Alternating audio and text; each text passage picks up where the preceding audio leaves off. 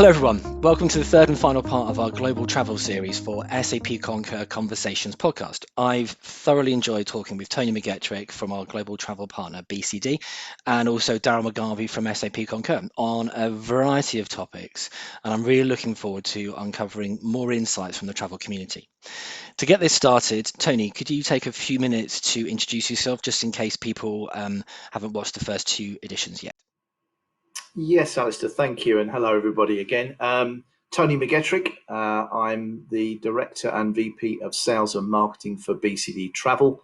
I've been in the organisation for around 15 years, and as part of my overall responsibility, I have to win new business and help retain what we have, as well as wearing my marketing hat, communicate with our existing client base. And my career goes way, way back to the days of Freddie Laker and his SkyTrain back in the 70s and 80s. So I've had a lot of experience in this industry, and I love every minute of it, despite its challenges. There's been a few this year. Thank you very much, Tony. Been a few. Daryl, over to yourself. Thanks, Alistair, and thanks, Tony. Yes, so my name's Daryl McGarvey. I'm Director of Travel here at SAP Concur as part of our UK Business Development team. A bit like Tony, I spent 15 years in the TMC space before I joined SAP Concur. Been here for about 4 years or so. And travel is one of those industries, as Tony suggests. You know, it's part of our lifeblood. It's who we are. Our company is Concur Travel and Expense, and travel gets first billing in my mind, quite rightly. And my job, my role at SAP Concur is to support some of our global TMCs in their new business activity and supporting them. But also engaging with the travel industry as part of organizations such as the ITM, Business Travel Association, etc. So for me, pretty much a dream role. Brilliant. Thanks so much, Daryl. So for the third and final podcast, we're going to cover a number of topics, and keen to get your insights as always.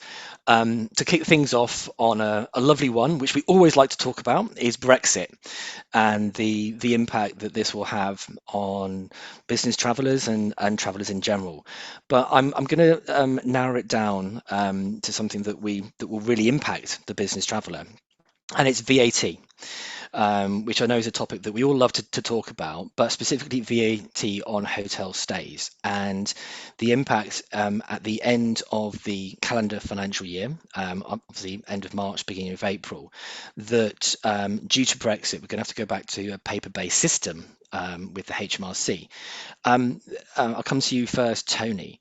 Are you even covering this topic with your clients, and what are they asking you for information, and is the VAT issue going to be a really big one? VAT is a key issue. It's incumbent upon us to keep our clients fully aware of what the procedures and processes should be in order to reclaim VAT. It's an important aspect of any hotel reconciliation process, particularly when customers are using our services to what we call bill back, where the whole process of paying for a hotel isn't settled at the point of departure, but they ask the hotel to send the bill back to us for us to then process and then pass on to the client. And that's when the VAT issue becomes very relevant. So yes, the answer to your question is we are advising our customers, telling them what the correct processes are. We're also engaging with other third-party companies in VAT reclaim to use their services, as well as SAP Concur, to help us in supporting that process and making sure that the information is as clear as it can be and that the process is as efficient as it can be, despite the fact that we're going back to an age-old paper-based process. As long as we can improve that quickly and get back to an automated process, the better it will be for all of us. But we're all working together to find the right solution for our clients. Brilliant. Thank you, Tony. And yeah, unfortunately, it does seem like we're taking a step backwards. But to counter that, Daryl, can you say a few words on SAP Concur's new tax assurance product with VATbox that we're launching? Yeah, absolutely. It comes as no surprise as a company that's been helping companies with their expense management for many years. VAT has been a subject that we've often been talking about with our customers. Obviously, hotels, absolutely. I mean, little things, things like on-street parking doesn't attract VAT where off-street parking does. The old pasty tax in terms of hot food being taken away and cold food being taken away, those sorts of things. So actually, it's often been a topic of confusion amongst our customers, and this new solution that we've launched, Alistair, as you say, is recognizing that it's a challenge, recognizing that actually in the current climate where companies are struggling, that actually extra VAT claim can matter. It can, it can be the difference between life and death of some of those customers now, where some money back on the bottom line will certainly not be not be a harm to those organizations. So yes, a minefield. You're right, we're going back. I spent most of my 20s gluing and sticking bits of paper to other bits of paper and posting them off in. I would hate to get back to that kind of system. I'm sure as SAP Concur, we'll find a way to modernize it as soon as possible. So yes, I hate to see anything taking a step backwards, but VAT reclaim is going to be an essential part of business strategy moving forward to make sure they're delivering every penny they can to the bottom line. Brilliant. Thank you, Daryl. And I think we should update the pasty tax to the Scotch egg tax, as we all now know. So let's rephrase that. Brilliant. Thank you. I know we just spoke about kind of business travellers coming in and out of the UK and the impact that Brexit will have on that. But I think what we've all missed since the pandemic started has been travel events, and everything's gone virtual. I know we've got the Business Travel Show, the virtual event happening in February, and then fingers crossed, a physical event, and maybe the first one that we'll attend in the middle of the year at the Excel building. But I'm be really keen over the past 12 months or so, your views on how successful virtual events have actually been. And Daryl, can I come to you first on that one? You can, thank you. I think the biggest change for me has been the scope of the audience. The one limiting factor of any in-person event is geography. You book a venue for a certain size, a certain scale, and you fill it or not. Actually, by doing things virtual, we've been able, certainly from our events, things like Concur Fusion, some of the partner events we've attended, some of the BTA sessions and ITM sessions, we're finding that there's hundreds of attendees joining now from all across Europe, because people can just dial in. So I think the range of content that has been delivered this year is exceptional. The way our TMCs and travel organisations have adapted their content to be able to deliver it to a virtual audience is superb, and I'm certainly proud of the industry for how that's evolved. I'm sure Tony's the same as me. I can't wait to get back to meet people in person and have the drink afterwards and the social activity at the end of the presentations and the content. But I think that one thing I would call out is just that we've been able to attract and engage a much wider audience virtually than perhaps we ever could in person. Brilliant. Yeah, and I couldn't agree more about actually meeting some people in person. Tony, have you got similar views or different take on things? I have. We've had a successful period of virtual presentations now that we have learnt how to use them properly. And we have also developed through our own meetings and events division within BCD a very successful process where we've encouraged companies now to use a virtual process for conferences, for general messages that has to go across hundreds, if not thousands of employees. That's been extremely successful, which has basically replaced the face-to-face meetings. But we're all looking forward to getting back to meeting folk. And I'm keenly aware that whilst we have a number of virtual events still in the pipeline that are planned later this year, I also see now some plans for actual face-to-face meetings as well, which we're thoroughly looking forward to. And there's nothing better than networking. And as the saying goes, you can't stay competitive, I don't think, without meeting people and traveling to various events either. So I'm looking forward to that moment. But we have improved the way we have communicated now through virtual events and they're far more professional than they were when we first started out, which were a little bit, shall we say, academic and amateur, is the best way I could describe it. Yeah, thank you, Tony, and also Daryl. And Tony, I think you're absolutely right. I mean, from the first virtual events that I attended, it's a world away from what they are like now, and the experience is just phenomenal. And how quickly businesses have got more up to speed with the sort of tools that they're using and how to deliver them. I think that's one of the key points. Brilliant. Okay, let's move on to a different sort of topic around new technologies. And it's not a technology per se on a computer, but a new a mode of transport. We've all heard in the news for a while now about e-scooters, but something that's just cropped up. Bournemouth Council have launched an e-scooter trial, where they're trying to encourage the new mode of transport. Obviously, it's environmentally friendly, but there is also this safety aspect. Like a bicycle, it's not mandatory to wear a helmet, which is a bit odd. I want to just cover off the duty of care topic with you both, and also travel policy. How quickly should companies update travel policies? Because I know these are all over the country. And Tony, when we first chatted, you mentioned that you'd experienced them in a different country as well. So to you first. I love e-scooters.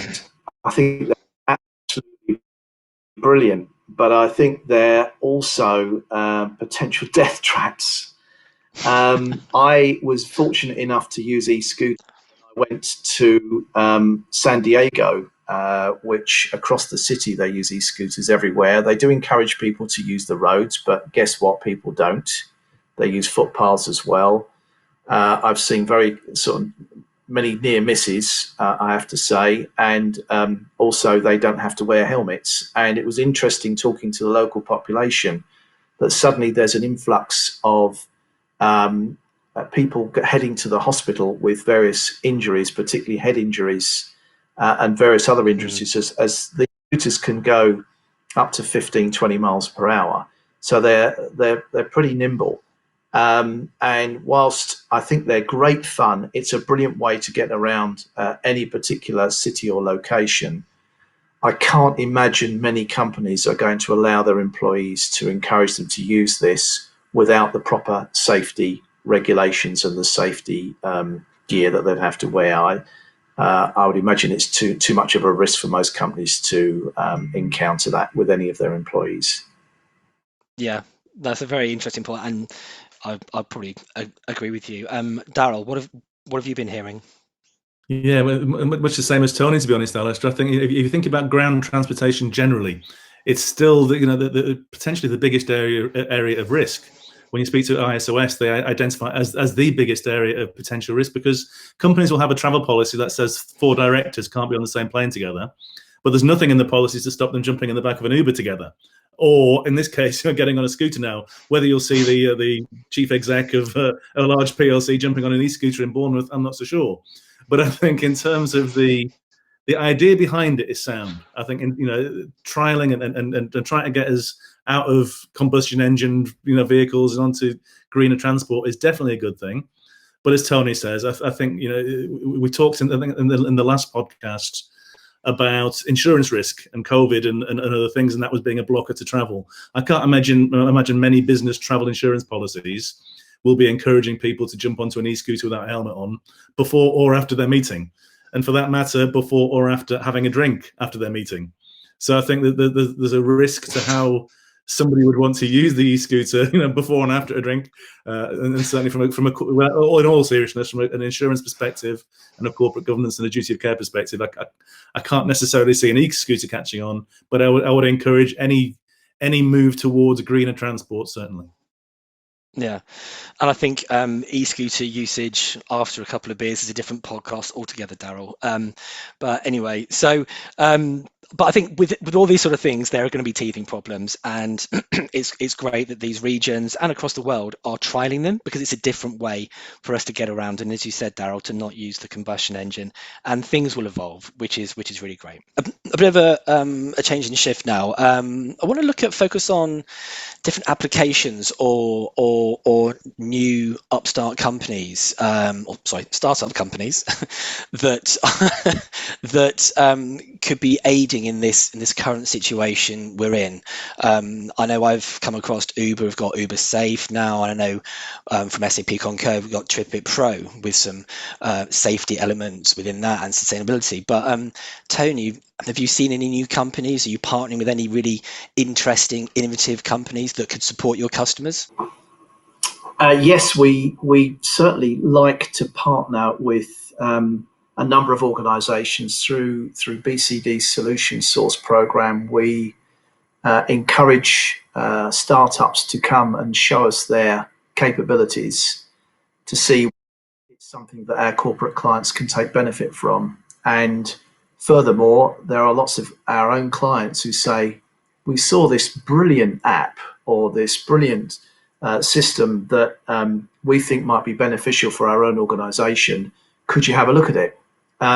So we kind of have our own, if you like, Dragon's Den group of folk who will assess the quality of these certain products and services and then bring them on board, and then we integrate them into our systems so that clients can use them for their own benefit. But at the same time, we oversee the products and services ourselves and give them kind of an approval rating, and also ensure that we kind of manage that for them. So yes, there are lots out there. Sadly, because of the current COVID situation, a lot of companies have just basically gone on lockdown themselves. Their funds are no longer there. So I think that we've got a situation at the moment where we're treading water when it comes to new organisations, startups.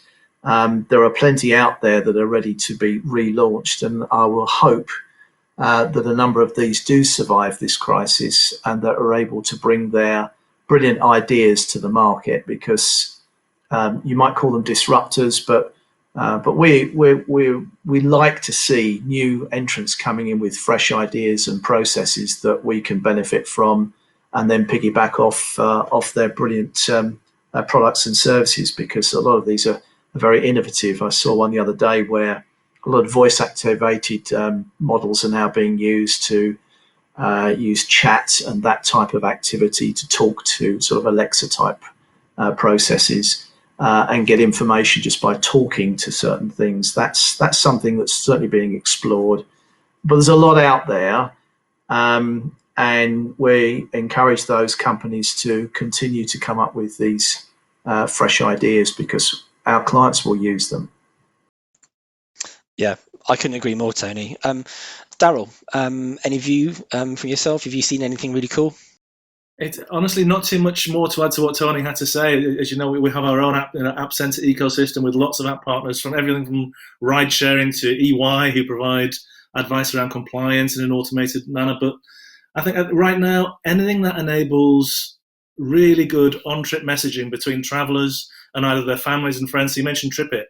So with TripIt Pro, you're able to have your inner circle, so you can notify friends or family if you're going to be in a certain location, and at least have some communication, subject to rules, arrange to meet up and have some drinks or dinner with colleagues or family. But really, just right now, anything that makes a traveller feel connected. Lots of our corporates are talking about having almost a travel buddy system. So if somebody is going to be travelling, then have a buddy back at base who can at least send you a text or a message and just ask how you're doing. Because as we said, it doesn't have to be the absolute latest app. Right now, I'm more concerned that just people feel connected and in touch, so that they don't feel quite so lonely and isolated when they're on those trips. Thanks a lot, both. We've spoken about kind of what customers and partners are asking you and the industry as a whole during this pandemic, due to flights. But what's both your views on when we get to, I know, towards the middle to the end of next year, when there's a vaccine and when we may see an upshift in business flights? Tony, I'll come to you first on that one. Well, the information that we're getting at the moment from our corporate client base is that the amount of activity next year is going to range from between 20% and 80%. of expected transactions that were handled in 2019. So 20 is obviously the lowest estimate that we've been receiving. But a lot of that is going to be based upon the discovery of a vaccine. And I'm confident that once that happens, the confidence will quickly return back to the industry and people will feel safe enough to travel, provided they've got a stamp in some form of passport. That may be an electronic one. I know IATA are developing something now that will give you a health passport of sorts that says you've got a vaccine and that you're clear. That will change things quite rapidly. But in the short term, at least, leading up to that point, whenever that will be, and let's all hope it happens as soon as possible, then I suppose you could take a mean average of 50% across the board. But it's going to be a very unusual year, 2021. Thanks a lot, Tony. I totally agree that next year is going to be a very interesting one, and fingers crossed for it all. Daryl, any views from yourself on that?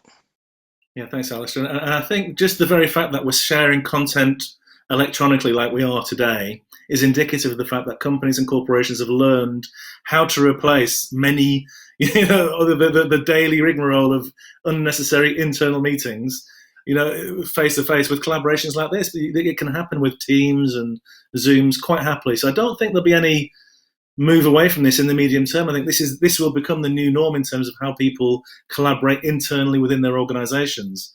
And certainly our travel tool is one that enables you to, if you're trying to book travel between two locations that have a video conferencing suite, you can book the VC suite. There are things we can do to restrict travel for internal meetings. But conversely, as companies seek to to rebuild their businesses, 91%, as I mentioned earlier, of respondents in our survey said travel was going to be crucial as they rebuild their organizations and their businesses. So they will travel, I think, further afield and more in terms of going out to win new business and new contracts. So I think that's the shift away from travel for internal needs will decrease, and travel for external will increase. Yeah, I think you're right, Daryl. Just sticking with you a moment, I'm keen to talk about the safety of air travel and how safe some of the airlines putting in new protocols and that sort of thing. Any view from yourself on that? Yeah, I think airlines have worked exceptionally hard to improve their cleanliness and improve their procedures to make sure it's as safe an environment as possible. And actually, the stats in terms of cabin crew and airline staff who've come down with coronavirus, it's exceptionally small. I believe less than 1% have been affected. Now, airlines are going above and beyond in terms of demonstrating that. Some in a misguided way. I think we had an airline in Australia offering 8-hour flights around Australia to and from the same location to demonstrate its cleanliness. That, of course, does nothing for sustainability. As the Singapore Airlines was inviting people onto its planes to eat lunch and leave again. I'm not sure a little bun and a sandwich and some airline food is going to encourage people back in the same way that they might expect it to. But on a serious note, I think airlines have spent an awful lot of money and time and investment in making sure their planes and ventilation systems are as clean as they possibly can be. And I think I would encourage anybody to, that air travel is safer now than perhaps it's ever been. Yeah, I totally agree. I went on a trip to Poland and it was perfectly great with British Airways. But speaking of that, Tony, I understand you went to Jersey recently. Can you talk a bit about your experiences? Yeah, I did. I had a fantastic experience actually through British Airways, Heathrow to Jersey. Social distancing was key throughout. They boarded the plane very carefully, row by row, making sure that people weren't accidentally mixing with each other. There was the whole flight was very well organised, sealed food and so on, and people were encouraged obviously to keep their masks on, which they did. What most impressed me, I think, arrival at Jersey Airport, we had a compulsory COVID test. So they tested everybody that went through the airport. They took all our details, and within 24 hours, we get confirmation of whether you're positive or negative. I was negative, thank goodness. And And then I was on the island of Jersey for a week, and every single day I would get a text from the local authority to say, "Are you well or not?" And I had to respond every single morning. If I didn't, then I would follow up with another message. If I ignored that, I would be met by someone from the local constabulary. So they had it really on point, and I was so impressed that you felt very safe. And on the island of Jersey, I have to say, most of the community there didn't have to wear masks because most of them had been tested anyway, and they'd had minor cases. And to take your point earlier, I saw an article recently by Delta Airlines. There were 1 billion air travellers in 2020 and only 44 documented cases of COVID from that 1 billion number of travellers, of which all of those were virtually at the beginning of the pandemic when we weren't even wearing masks. So I don't know what the R rate of that is, but it's probably 0.00000 and an awful more. So well done to the airlines. My experiences were superb, and I think they've done an amazing job in ensuring that, at least as far as the travellers are concerned, that they feel safe and that they can travel with impunity without worrying about getting infection.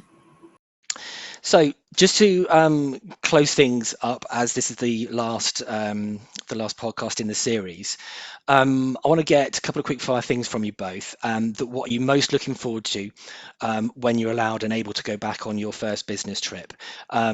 What are the key differences that you will see, and also, and very differently, what would you like to see? So what are you hoping to see, and what would you like to see? So Daryl, to you first. Thanks, Alistair. So I think for me, I use that flight and that journey as downtime. I think that the challenge in working virtually over the last year has been that you're always available. The phone's always on, the laptop's always on, you're always connected, and that creates its own pressures from a well-being perspective. So as we start to travel again, I will look forward to switching my phone off, putting my laptop in the overhead storage compartment, and enjoying the trip, enjoying the sensation of flying again. I've certainly missed it. I love to fly. I love the sensation. I still feel like a 10-year-old boy when we take off and land. And so, do you know what? I will next time, the first time I fly anywhere, I will enjoy the experience of flying again. And I think in terms of what I'd like to see, honestly, is other people to know that planes are full again, to enjoy chatting with other travelers without a mask. That's something I'm aching to get back to. Brilliant. I think everyone can hear that as well, and we'll hope to do that as well. Tony, what about yourself? I think Warren Buffett said you'll never see eye to eye if you don't meet face to face. So, like Daryl, I'm very keen to get back into busier airports and into areas where you can re-engage with people and have proper business conversations face to face. I think also as a result of the pandemic, we should be also thankful that the cleanliness in aircraft, the cleanliness in hotels across the world are going to be that much better now for everybody concerned. So we're not just talking about covering ourselves for the pandemic issues, but also just having a cleaner environment in which to travel in which to stay in. We've learned a lot through this process. And I, for one, I always like to hear the words doors to automatic because it tells me I'm going somewhere. I love that, Tony. And that's a great point to leave it on. So I think we're nearly up to time now. Just one, I want both of you to give me one last comment, or is there something that I haven't asked you that you think is really relevant for the next 3 months leading up to the end of this year? Daryl, kick off with you. Is there anything you haven't asked me? That there's not. I think my overriding feeling or sense is one of very cautious optimism. And what I suppose what I would hope is that some of the large infrastructure and agenda items don't go away as we seek to recover. And you mentioned Brexit. As we seek to re-establish ourselves on the global stage, we still need a third runway. There are big projects that still need to happen to make sure that UK PLC, is able to stand on its own 2 feet in the world economy. So from a travel perspective, I would hope that some of those larger projects don't go away. Yes, it needs to be done in a sustainable way, but I still believe to be a true global player, we need a third runway. We need Crossrail to reopen. We need to get on with HS2, all of these different things that in the short term will create jobs and be good for the economy. But actually, in terms of ourselves and our nation as a travelling community, those things for me still need to happen. Thanks a lot, Darryl. That wasn't political at all. Over to Tony. Yeah, I'd like to just cover maybe 5 things that people should consider over the next few years that will change. That I think we're going to see situations where we have to put traveller health and wellness first. That means the airlines have to be clean, the hotels have to be clean. We have to plan for extra journey times. There's going to be more inconvenience and controls. I think secondly, there'll be more contactless activity. We're going to be accelerating the use of non-contact technology, more voice, contactless keys, a cashless society. Thirdly, I think more focus on traveller care, the risk and security, which we've talked about. Companies looking for health on risk assessments and looking for the one source of truth. We've certainly seen an increase in fraud, in malware, in virus activity across all of our businesses. That's something that's become very prevalent now. Fourthly, a refocus on sustainability. We covered that earlier. That there will be a shift perhaps more to virtual meetings, as long as you don't say I'm on mute. More rail activity and ensuring that we are sustainable as much as we possibly can.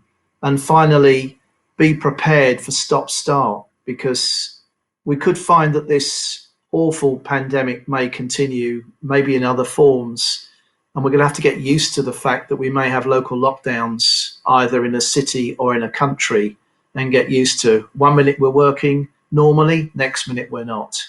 So I think those top 5 changes I think people need just to be aware of.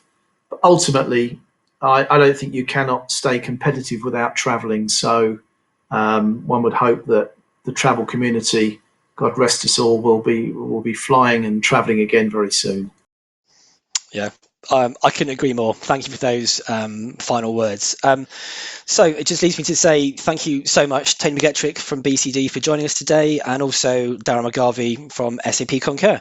And thanks everyone for listening to the latest edition of SAP Concur Conversations podcast. Thanks everyone. Thanks, Alistair. Thank you.